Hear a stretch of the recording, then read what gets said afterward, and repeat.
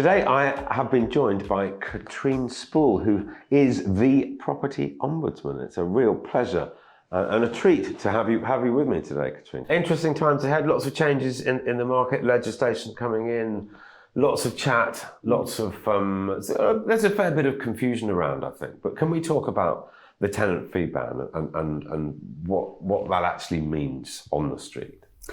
Okay, yeah, I agree with you. I mean, substantial change. The first thing I'd say to you is that this is change that, has been coming for a while now. Yeah. I think that government has made it absolutely clear that they want more protection for the consumer and, in this case, the tenant. And they've been really, really worried about not the whole industry, but parts of the industry thinking that they could get away with unfair rents and actually charging twice, charging a landlord and a tenant, or indeed charging a tenant just because they could. So what's coming on the 1st of June 2019 is the Tenant Fee Ban. And I worry for those letting agents who aren't ready. They should be, but my experience is that agents leave things to the last minute. So it's a really important message. They've got to know that from the 1st of June 2019, unless it's a fee that they are allowed to charge, and we can come back to that in a minute, they cannot charge it. So it's on a list. What we've done at TPO, we have completely reviewed all of our codes of practice. We released them yesterday. They're on our website, so everybody can see the changes from what used to be the case to what's going to be the case. And this refers to new tenancies from the 1st of June. Now, there's another important point here that people might not realise.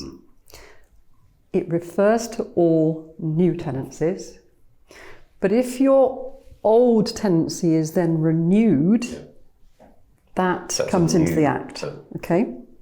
And then there's just a year's window from the 1st of June 2020, this Act will apply to all tenancies. Now, whenever something like this happens, our phones go red hot. So they go red hot. There's been so much chat about it. There has. But what will happen is an awful lot of existing tenants will think that it applies to their existing tenancy, and it won't. So we'll deal with that. Yeah. But if then, they renew, then it will. So what's important to know, I think, is what's in the Act. So there's the Act, and then there's our codes of practice. Our codes of practice replicate the Act. So if anybody listening to me goes to our code of practice, read section 12. Section 12 will tell the agent what they can charge, and it will tell the consumer what they can expect to be charged. And what kind of feedback have you had from the agents? Because the tenant fees were quite an important part of a letting agency kind of business model. What have they been saying? Not happy. They're really not happy. But my issue really is that I always speak to the good guys. So I'm talking to the agents who've been doing a good job for a long time, maybe getting a few things wrong now and then. What this is really aimed at is the rogue agent. And I completely agree with that. So I think the good guys are also saying, if this gets rid of the rogue agent and gives us an even playing field, then okay, it will be necessary. But they feel a bit under siege. I mean, it is what it is. It's coming in. Do you feel that the fee will be passed back to the tenant in some way? I mean, people are talking about, arguably, it could mean rents go up. What's your take on that? It's difficult for me to say. I mean, because I'm not in the mainstream of this industry. I'm only seeing the extremes where things go wrong. So it's difficult, but but it seems to me that you get what you pay for, and there was always confusion between the client and the customer and who paid. So I think it's almost inevitable that rents will go up.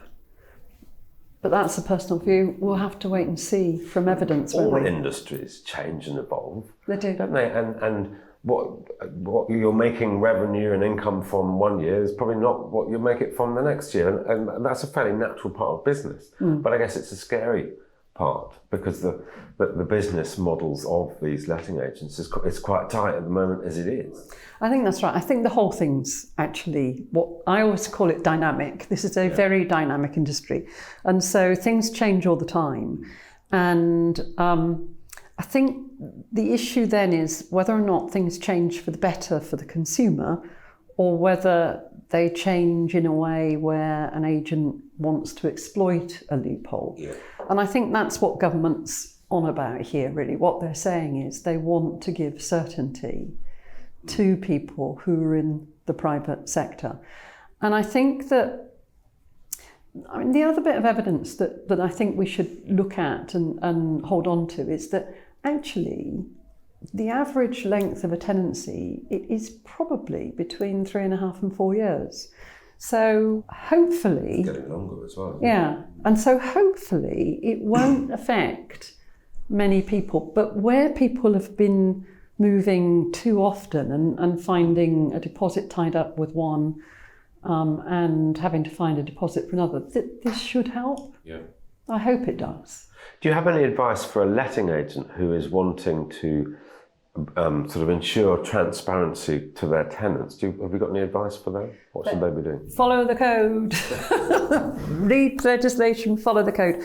The thing about this industry is, honestly, in a way, you can't go wrong if you make sure that everything you do is about not misleading, being fair, having contracts that are, appropriate and telling people what it is you're doing, and then not charging them for things you shouldn't charge them for. You make it sound so simple. I know.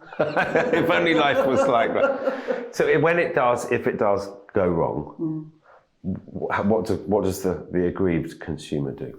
Come to us. I mean, they come to us. On your website, call you up. Yeah, we can do it either way. First of all, they should find that our logo is on the window of the estate agent. Yeah. And the estate agent should have told them about the complaints process. So after that, I mean, if you put in to Google, how do I complain about my lettings agent, it will come up that you can go to redress and it will give our name. So you can come through to us either online, by email, by phone, and we will then talk through what the issues are. And then we'll talk through how to make a complaint. And we've got a sort of iterative complaint form, so that what we try and do, if we can at all, go back to the agent quickly and say, we've got someone who's really not happy, you really should have sorted this out. Yeah. If it comes in to be an accepted complaint, we're going to support it. Sort it now. Right. So we do everything we can to try and resolve things early. Yeah. It must be a strange place to work, Katrine. It's a bit like when I go to the doctor and I walk in and go, it's nice to see you. Actually, it's not nice to see you because I'm only there because I'm feeling rubbish. But the Ombudsman, I mean, you do a fantastic job, but in an ideal way, you wouldn't wish to be needed. No, absolutely. And actually, this is the only job, well, probably the second job. Quiet day's a good day. Absolutely, where I say I'm not touting for work. Thank you very much. What I'm doing is exactly the opposite. What I want is to make sure that agents get it right first time so that we can reduce the number of complaints. Housing is so fundamental to people out there. It's their home, it's their privacy, it's their sanctuary, it's their most valuable asset. It's an extremely stressful thing to move, to buy, to sell, to rent. So I think what you're doing at the Property Ombudsman, or as the Property Ombudsman, is terrific.